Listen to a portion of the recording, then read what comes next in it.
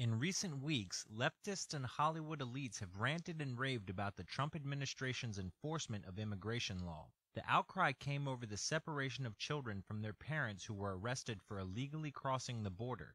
Under the Obama administration, families were detained together, but that policy was overruled by the very liberal Ninth Circuit Court of Appeals. Jed Johnson, Barack Obama's head of Homeland Security, admitted that family detention was a form of deterrence the administration employed. But we also expanded family detention, which was, I freely admit, controversial. By law, families could no longer be detained together, which tied the Trump administration's hands. The left hardly seemed to care when children were being detained under Barack Obama. Several leftists posted pictures of children in cages to excoriate Trump, but quickly pulled them down once it was revealed the pictures were from 2014. The hysteria propagated by the mainstream media in Hollywood was so severe, Trump allowed for reversion to the old policy until Congress passed a clean bill to solve the problem. But Senate Minority Leader Chuck Schumer was less interested in making a deal and more interested in using illegal immigrants as a cudgel against Donald Trump.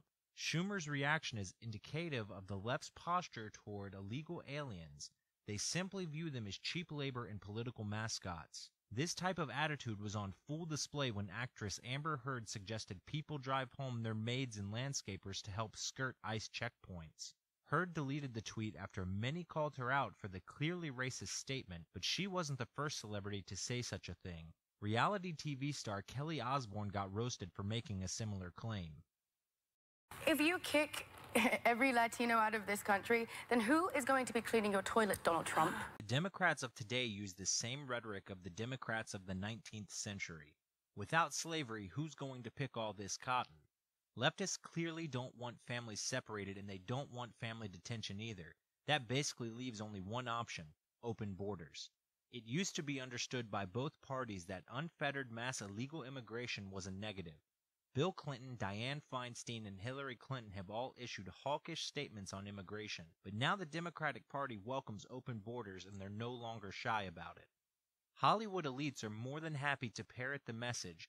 Their first order of business is to abolish border enforcement. Sex and the City and gubernatorial candidate Cynthia Nixon said as much.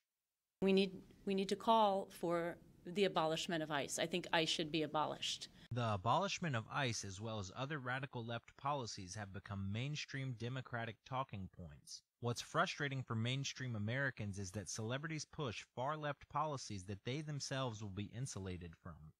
For example, music star John Legend can lecture about the humanity of MS-13, a violent street gang mostly comprised of Central Americans whose creed is rape, control, kill, because his children will never be targeted by them at public schools.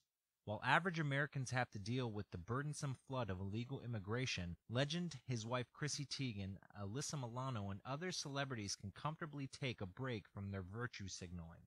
And if you're wealthy enough to be a global citizen like George Clooney, you can simply move your family to a secure area of America surrounded with guards carrying those firearms you hate so much. Now the new parents are ready to move back to the United States over security fears. Following the births of Ella and Alexander a month ago, the actor and the civil rights lawyer are worried that there's not enough security in their homes. Life and Style reported George and Amal wanted to raise the newborns in their English countryside estate, but are planning to head back to Los Angeles soon. The source revealed, quote, as soon as Amal found out she was pregnant, George hired former Secret Service agents to assess all his properties and make recommendations for improvement. They reported his home in Studio City, California was the safest of the bunch. Recently, George and Amal were spotted getting off their private jet in Italy with their son and daughter. The family was surrounded by tons of security. Donald Trump offered the Democrats a deal that would have allowed DACA recipients to stay and would have allowed a pathway to citizenship for other illegals. Schumer and the Democrats turned it down because they don't want any border security and they don't want an end to chain migration. Loose borders allow Democrats to maintain a large voting bloc. They don't care that the majority of Americans don't want open borders. They don't care that illegal aliens cost roughly $20 billion in healthcare costs and billions more in education costs. They don't care that nearly 1/3 of all federal prisoners are illegal aliens.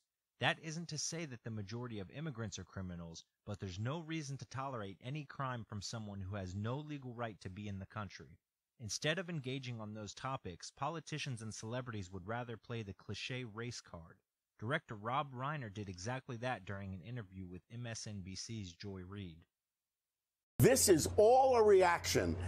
The people who support him are frightened to death of this country becoming the Browning of America. Coincidentally, it was Joy Reid who was hawkish on immigration only a decade ago.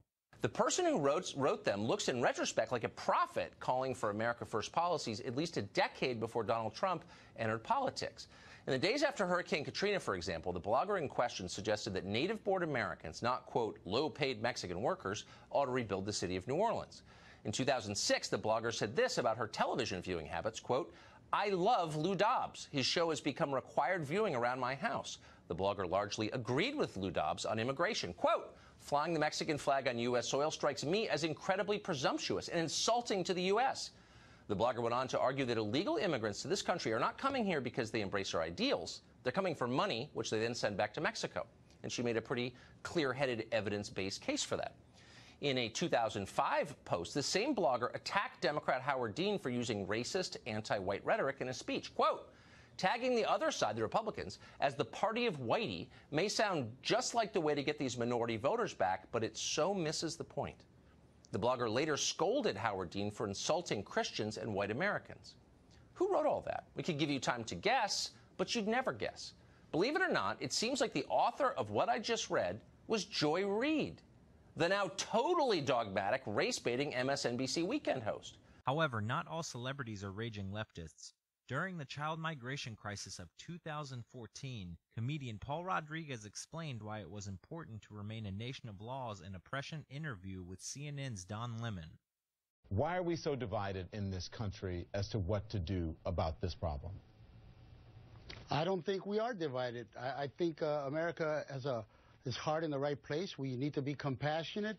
We need to be strong and enforce our laws. It is precisely why we should make it clear in these countries that regardless of the trauma that they're obviously going through, but name me a Latin American country that doesn't have poor people, we have to set laws. We have to invest and let them know that it isn't the land of milk and honey, that life isn't easy here. You know, my heart goes out to the parents that have to traumatize their kids to go through Mexico. They must go through terrible abuse. But at the same time, if we accept these children and we don't repatriate them, it's only going to send out a clear signal to everyone in Latin America that if you get to America, you will stay here. And then if you think those numbers are big now, it's hard to trust the statistics. People may be surprised to hear that coming from someone who is an immigrant. Absolutely. But, you know, there are ways to come to this country. You know, there are ways, there are legal ways. Look, once they're here, I'm not saying to be cruel to them or anything like that. But if we accept, let's say we accept these children, we let them stay here in America, we give them good homes. What is this going to say to everybody else? Are we prepared to be overwhelmed? Because that's exactly what's going to happen. Lemon tried to use the identity politics trope of putting Rodriguez in a box with all brown people. What Lemon fails to understand is that Hispanic Americans aren't too fond of mass immigration either. Conservative historian Victor Davis Hanson succinctly described the Latino support for Donald Trump. I said, you know, every time we have somebody on the farm or we talk to a guy in a tractor, if he speaks English, and these are all Mexican-American people, and he's for Trump. Can't believe it. People who are not for Trump don't speak English. And she said, well, I have a class with 40 people, and they're 38 Hispanic. I said, well, ask them, you don't have tenure, but be careful how you ask them. Do it this way. Is there anybody in their right mind that would vote for Trump? 17 people held their hand up in front of people. The black constituency used to be the voting bloc that kept Democrats in power, but they've traded them in for mass waves of new voters that can be imported in. Several black people in communities directly affected by huge numbers of illegal immigrants have spoken out over the years, but their cries have fallen on deaf ears. It's a terrible thing, a horrendous thing for anybody to see this going on and say, well, he's a minority like me, so I won't speak up. I don't care where he comes from.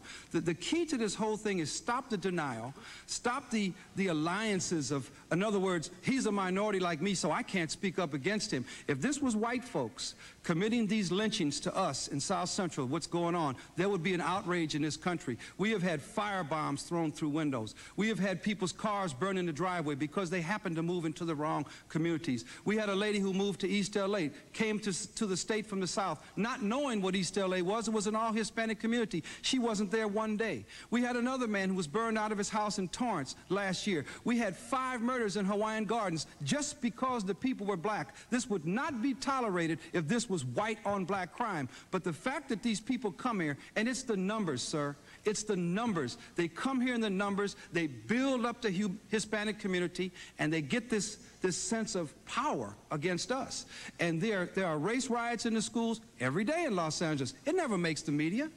The black kids are being run out of the schools every day and told to go back to Africa. It never makes the media. As is the case with all leftists, instead of debating a point, they simply attack the character of the person making a rebuttal so they don't have to deal with their arguments. Such an attitude leads to rampant hypocrisy, which is something Hollywood is particularly good at. Conservative actor Robert Davi called out his colleagues for the hypocrisy on immigration, but something tells me his logical argument will go ignored. It's about time that Hollywood, which they do great things, and I respect all those talents, by the way. I disagree vehemently the message they're giving America. So I want to have all of the migrants, I ask all of you, if you're listening to me, converge on Hollywood Boulevard on the night of the Oscars and be guests of all the people that believe we should have a country of no law and no order. And no barriers. And no barriers. I mean, there might be, that's no what my concern is. Outside the Vanity Fair party, there might be barriers keeping people out. Well, that's the other caveat. I don't want any barriers, and I say that the men in blue, the police officers, Hollywood shouldn't hire them to protect them anymore. Of course not. They shouldn't have those protections. I mean, the hypocrisy of it all, you know. And then, after the party, bring tents and camp out in Bel Air. There's 9-acre homes. There's a lot of acres. I think they should camp out there and see what happens. The overwhelming majority of Americans support legal immigration. The United States is one of the most generous nations in the world with regard to immigrants and refugees, taking in roughly 1 million people per year legally. But we're also a nation of laws, no matter how much the left wish it weren't so. If you would like to receive more real news that you can trust, please hit the subscribe button on our YouTube channel.